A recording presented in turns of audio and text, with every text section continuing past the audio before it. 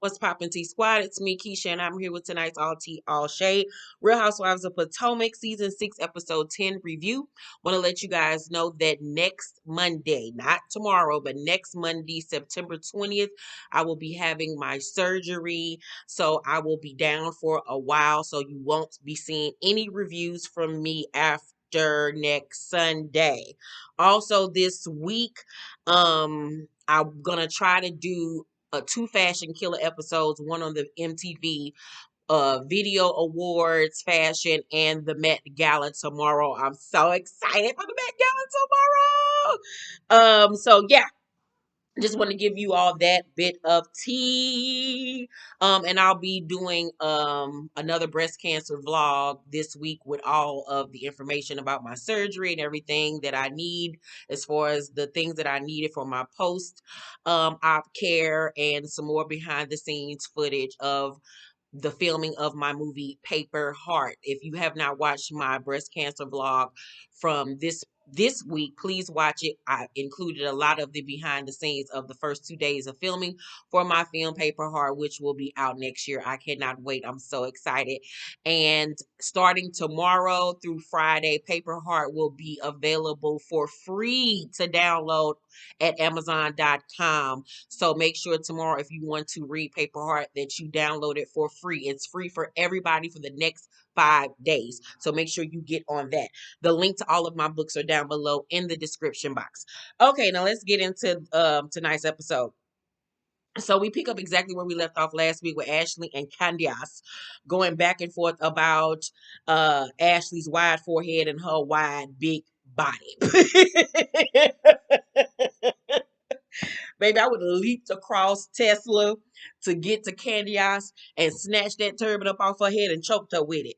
So Candiace was like, I was not body shaming you. I called you that out of anger. It had nothing to do with your body. That makes no sense, dimwit. Like, what are you talking about? Like, you look and sound a fool. You know who I just realized who Candiace looks like? She looked like Arthur.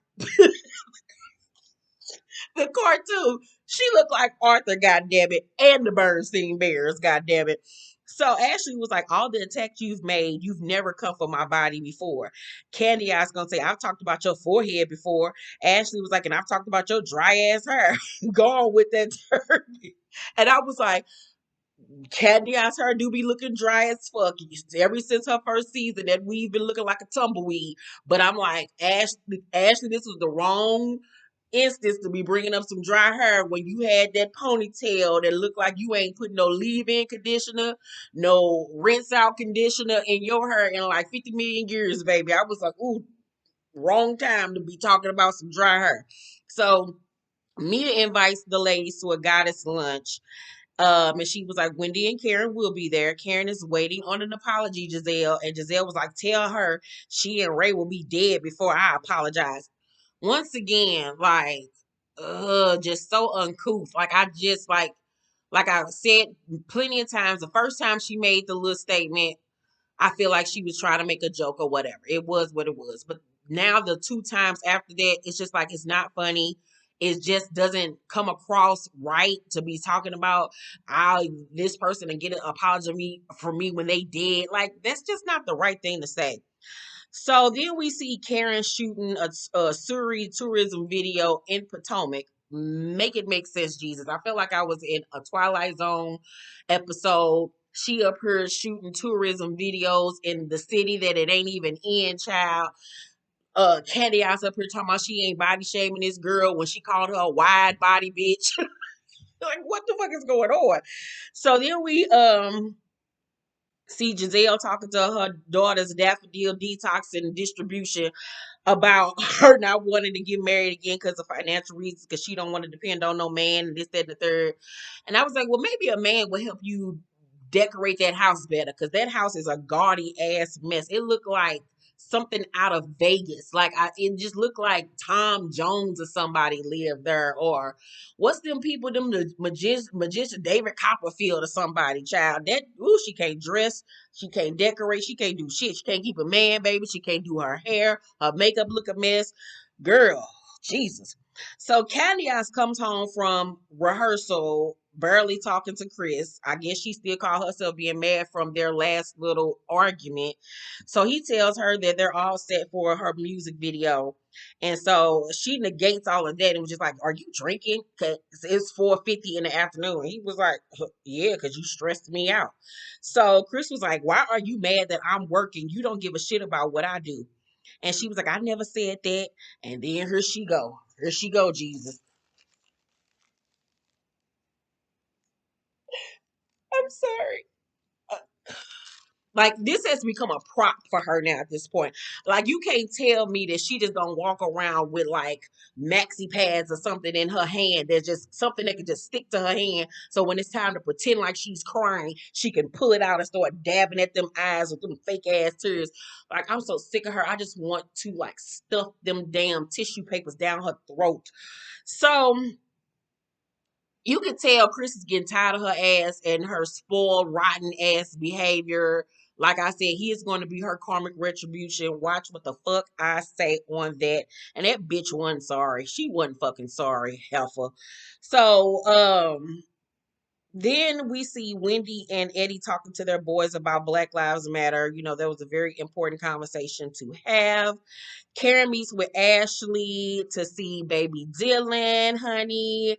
And then we find out that Karen said when her kids have children that she wants them to call her Diamond, honey, or G-Ma. I was like, I like Diamond shit. When Harry ever have a baby, I'm gonna have the kids call me Diamond.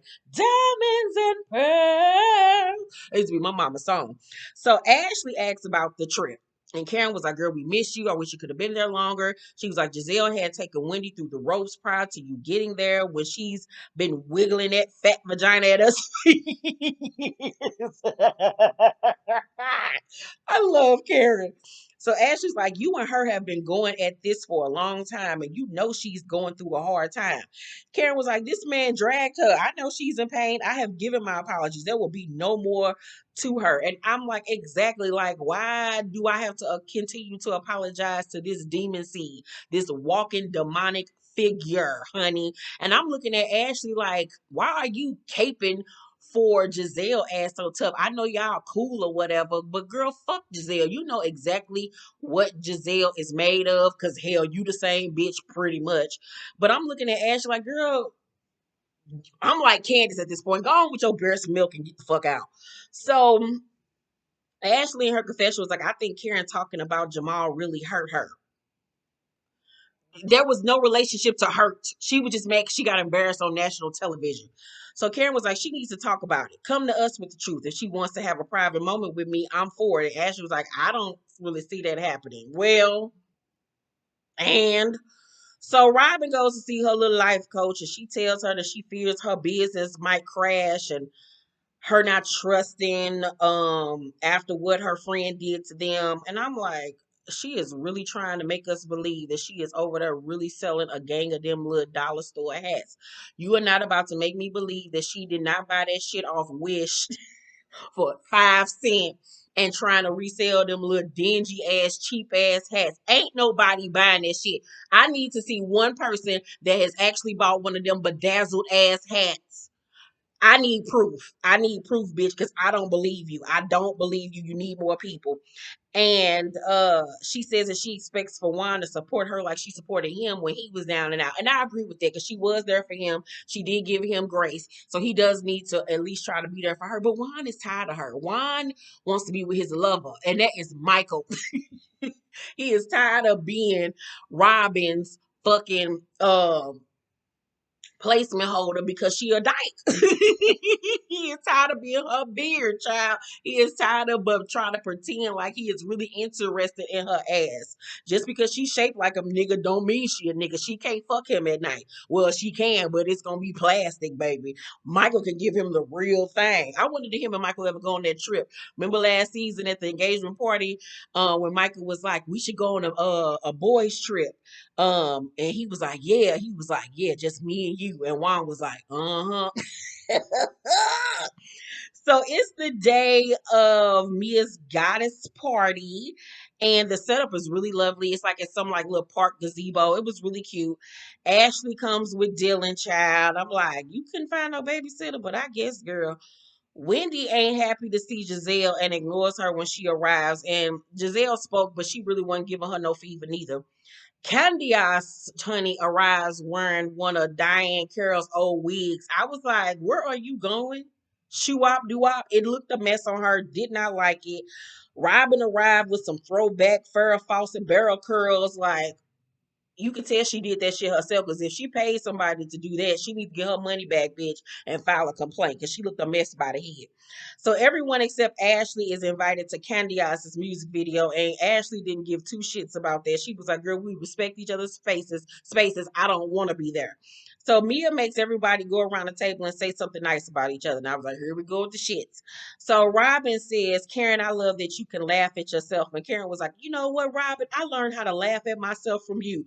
And I don't even think that Karen was trying to be funny, but that shit tickled me, y'all, because I'm like, you're a joke, Robin. Your whole existence is a joke. So Robin then says, Wendy, I love your passion for your family, and I'm just going to leave it at that. And Wendy in her confession was like, you love my passion for my family, but you support someone who attacks my family? Like, make it make sense, girl. And I was like, exactly. Um, because she knows when people had stuff to say about Juan season 1 and 2, she was going motherfucking crazy, and they weren't even together then. Giselle was like, me and Karen aren't getting along, so I have nothing nice to say. And then she says, Wendy, you're obviously still angry.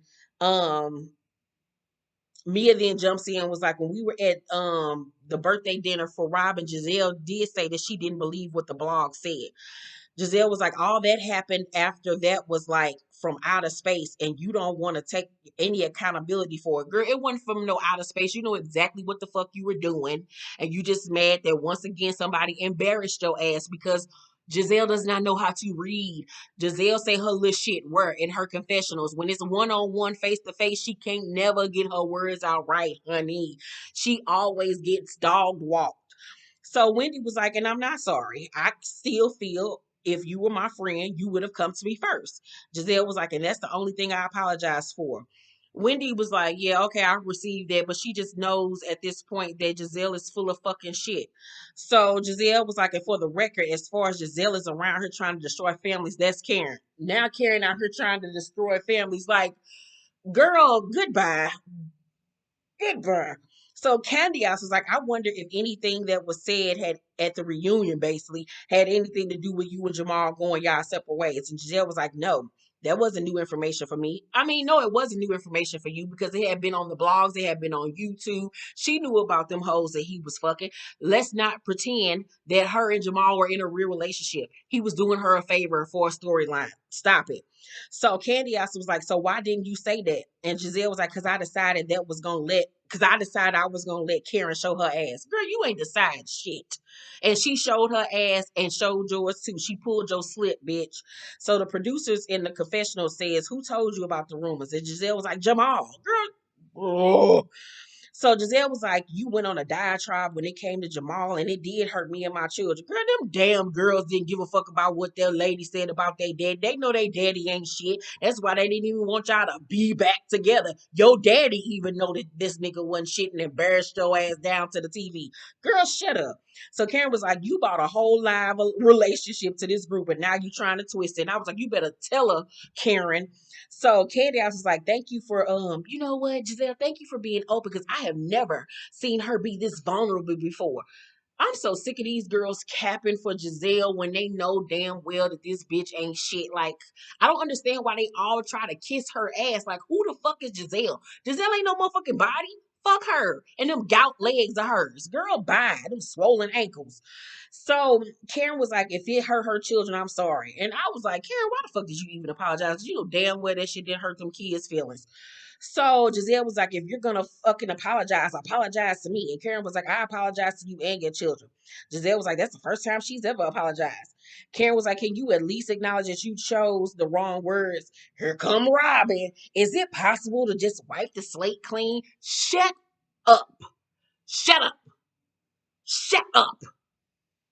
Ooh. So Giselle was like, I would like a clean slate with Karen. My verbiage was never meant to hurt your family. And then the episode went off. This week's episode was cool. It wasn't given like the other episodes is given. I give tonight's episode a B minus. It was cute for what it was or whatever. So yeah, you guys will be getting one more Potomac review from me probably this month, and after that, you probably won't hear from me for the rest of this month because of my surgery. So yeah. Let me know what you thought about tonight's episode. Make sure to thumbs up this video, like, and subscribe, and hit that notification bell button. I love you guys, and I will see you on the next video. Bye.